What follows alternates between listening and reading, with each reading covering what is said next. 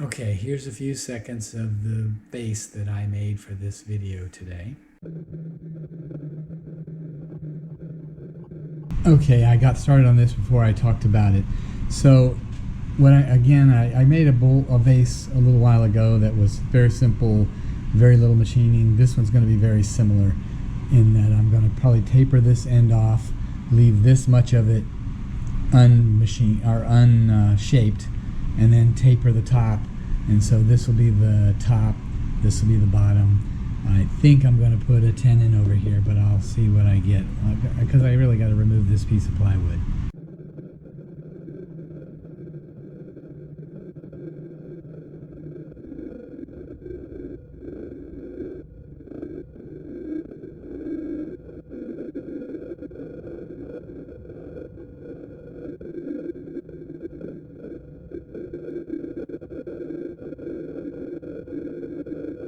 Okay, I've finished the shaping on the bottom.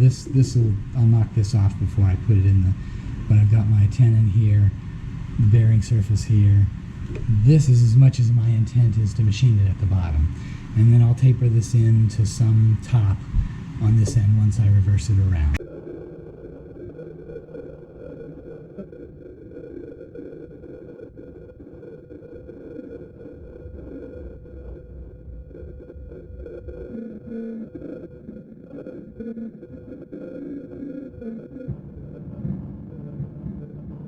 Okay, here's another very simple vase made out of oak. I started with a piece that I had bonded up. I stuck it on a piece of plywood. I don't remember exactly why I did that, but it's not such a good idea because it wants to split along the bond lines.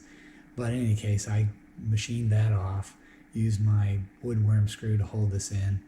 You can see here, if I can pull it out, there's my test, it's not a test tube, it's a little glass that I bought at Goodwill that I'm using to make it so you can put water in the vase and put live cut flowers in it.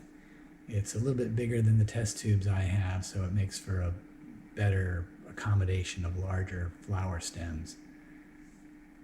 It's fairly simple. I mean, I cut it a little bit here, and then left it with a natural edge everywhere else.